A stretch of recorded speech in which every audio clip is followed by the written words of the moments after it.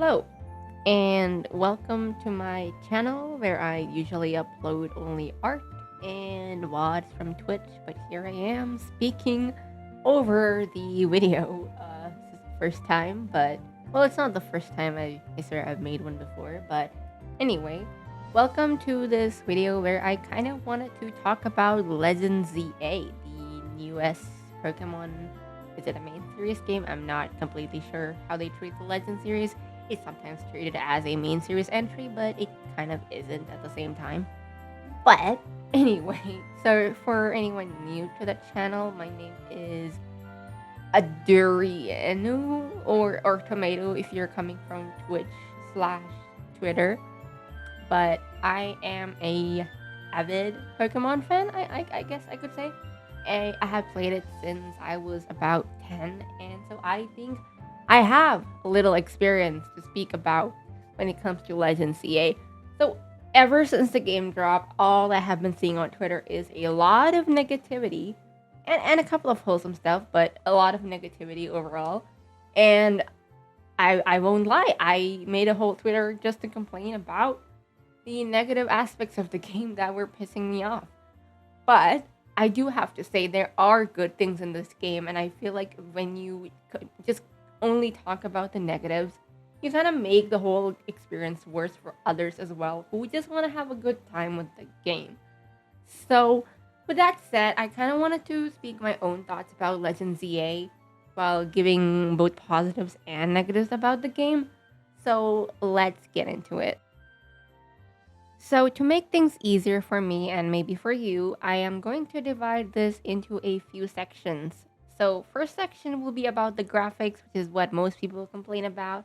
Second is about interaction/features. Third is about character design.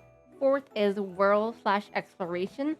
The fifth would be a brief overview of the battle system and my thoughts. The next section is about the story.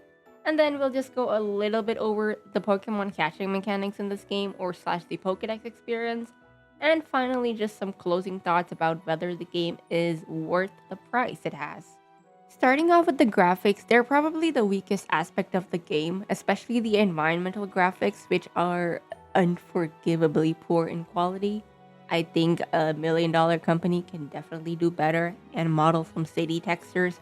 And I think a little bit more polygons could be allocated to the buildings than the rear end of a certain character. But I digress. Like I said, the graphics are the weakest part of the game in the city, but the character models themselves are pretty decent. The textures for the character's hair, especially, I like that they brought back the sword and shield look as compared to the Scarlet Violet look.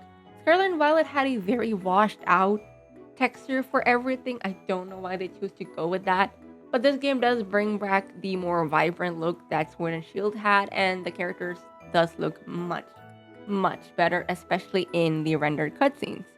So we can separate this into two and maybe rank the graphics as a good 3 out of 10 and the characters as an 8 out of 10. So we can collectively give this a 5 out of 10. The next section we're going to talk about is interactions with both people and Pokemon. So I'm dividing this into two sections because there are a lot of NPC interactions which really enrich the experience, whether it's random pop-up quotes as you move along the town, or unique interactions when you talk to someone, or their reactions in side quests, especially the one with the guy that sees a shiny Mareep and has the most realistic reaction ever to finding a shiny. I think these things are pretty cool. But in terms of interaction with your Pokemon, I think it's really lacking because it does not have Pokemon Ami or the camping mechanic that was in Gen 8.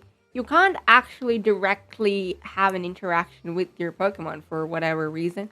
You can have one out following you. You can have all of them out when you're resting on a park bench, but you don't have direct ability to like play with them or pet them. And I cannot fathom why they removed this feature, especially because of how beloved it was. There is affection in this game, but you don't gain it via petting them or whatever. You can have like these coffee breaks with them at cafes, which is cute. You can use photo mode in them. You can take adorable pictures. But the lack of the petting slash playing mechanism of a me, which was introduced in the game that this one is like the sequel for, is not there. And I think it's a very missed opportunity. So if you put people and Pokemon interactions together, I can only collectively give it a 5 out of 10. Next up, we are going to be talking about the character designs in this game. Again, I'll be dividing this into both the trainer designs and the Pokemon designs, specifically the Mega designs. Now, for the trainer designs, I think they all are very strong visually. I think especially Corbeau, Jacinthe, and Labane are really cool designs. Also, I think the new AZ design is really good as well because it kind of shows how he kind of got himself together after the events of X and Y. Your Team MZ members are also dripped out with the exception of Urbane, but they're all solid designs and they look very realistic slash relatable that you would expect a child this age. I think they're 15, but you would expect someone at that age to dress like this. And so it really does fall neatly into the whole setting of the world. But the Mega Evolution designs are a mixed bag to say the least. Some of them are pretty good. I would give it to Delphox and Chandelure. I think those are really cool designs. It improves the existing silhouette without being over the top, such as Mega Feraligatr does. I don't know what they were going for. I mean, I do know what they were going for, but I don't think the execution was very good. That's kind of the issue for a lot of these Megas. They have an idea, but the way they do it is a little over the top. And I think Mega Starmie. But you can't argue that some of these Megas are just straight up lazy, especially Pyroar and the aforementioned Starmie. Pyroar especially, I've seen some people point out that, oh, it spells out Fire Blast with its main. It's the kanji for Fire Blast. But here's the thing, we're in fucking Kalos. It's France. Why are we using the kanji, Japanese, in France? It just doesn't make sense contextually as well. That's why I feel like it's just lazy and a weird execution of an idea. So, if you take the Mega designs and the character designs, overall I will give it a 7 just because the characters are just that memorable and cool to me. Now, moving on to the exploration slash the world, I think it is very bad.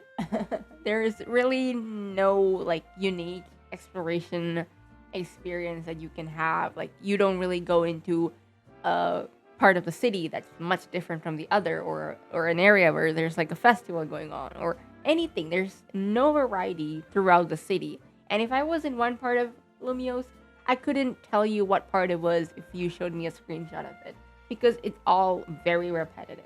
The only non-repetitive things are the 12 different cafes, but again, it's not too much different from each other. They're just buildings that you can't even enter. There are only 3 or so enterable buildings, which is very disappointing. Even the wild areas don't have much difference going on. They're all essentially parks, bar like 2 of them. And I think even one city that you explore can have a lot of variety if you just put the work into it. Even the rooftops, which they were kind of selling as like a big thing in this game, they're not really different in any part of the city. They all kind of look the same. There's really nothing much to explore and find. Unlike the previous games where you had different partner Pokemon slash HM Pokemon that could help you access new areas or like fly or whatever you could do to access secret areas. There's nothing like that here. I understand they did this because if you had a Pokemon that could fly or run faster, you would cover the whole map in a minute and a half, which is disappointing. But it's extra disappointing that there's really nothing you can quote unquote like discover on your own. It's just kind of laid out there. There's nothing to find, nothing to explore, and it's just very disappointing. This is a 3 out of 10.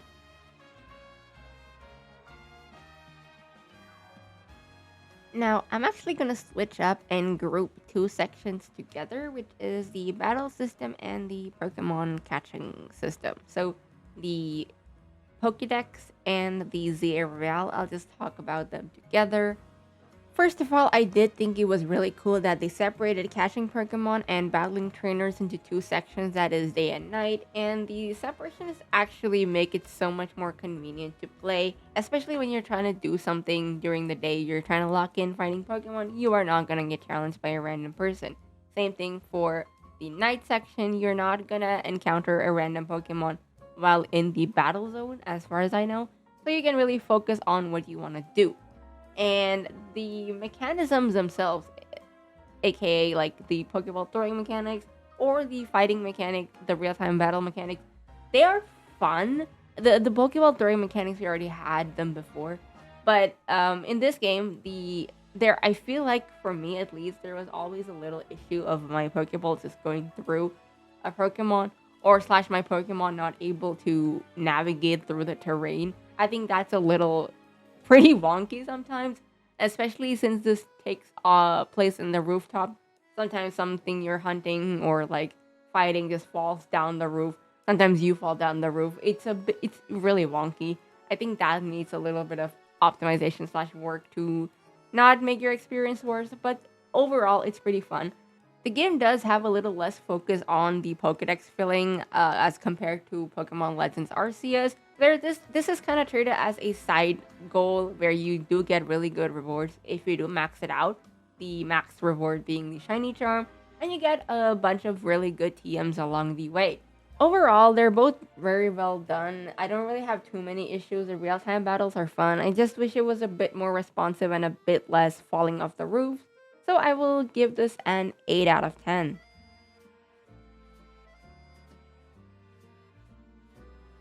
And the last section that I really wanted to go into was the story. Now, the story isn't anything super new or grand. It does have a really cool conclusion, but I think the middle bits and the beginning are pretty weak, and it has a bunch of factions kind of getting to have one wish fulfilled. And it's cool that they all put their own wishes aside just so they can help save Lumios in the end, and I think that's pretty beautiful. But these factions don't really have too much development going, and I use the term faction very loosely. They are mostly individuals, but there's also like companies or groups or whatever. But yeah, they're very underdeveloped, and I also think the Z aspect of the Legend ZA is a little bit underutilized, because the plot with Zygarde, the Zmon, it doesn't really happen much with you. You don't collect the Zygarde cores or help it regain its power or something. It kind of guides you here and there, but at the end, it doesn't really do much aside from that. It really only kicks in by the end. And I wish the collecting Zygarde cores was part of the protagonist's adventure rather than a side character, well, rather important one, doing it for you. Because I think that would have added more to the game, that as like a progress milestone. I really appreciated the fact that in Scarlet and Violet you had 3 distinct storylines going on with Team Star, the Nemona rival gym badges, and Arwen's plot with the big Pokemon and stuff. I forgot their names.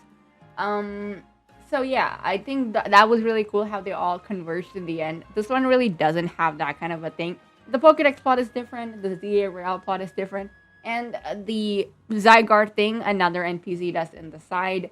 So it doesn't converge as well. So I think if the player was involved in that plot as well, it would have been better. But as of right now, the middle sections don't really have much development going. It did have a bunch of, like, the character designs I mentioned, the characters of those designs, that is Corbeau, Jacinte, they're all very interesting. They all bring their own like quirks to the table. I think that's pretty cool. But the story isn't anything super grand. I did find it interesting that it's called ZA, the opposite of AZ, because you're kind of reversing what AZ had done. It's a pretty cool it's a pretty cool idea, but it's not a really well executed story. But I will still give it a 7 out of 10. To wrap up this entire video, I will say there are other things that are worth mentioning in this game, that such as the underlying theme of like how urbanization impacts, like the people in the city or the wildlife and stuff like that. There is definitely more in the environment that you can catch on. There's themes that they explored. And it's not a bad game. It's not as horrible as some reviews might suggest. I did have fun while playing it. It is a pretty good game. I think it's at least a step up from Scarlet and Violet, but it's just the potential that it has that makes me upset that it could have done so much more. It can be fun if you are a huge Pokemon fan like me. You might find the gameplay fun, like the real time battles. Character customization is back and better than ever. All that is really fun. And I can't tell you to, oh, you shouldn't be playing this game. It's slob by Nintendo. You bought it, go throw it away. No, you are allowed to have fun with the game, and it's great if you do. I did too. But in my opinion, it's really not worth the price, and I do think Game Freak slash the Pokemon Company should be doing better with their games in big 2025.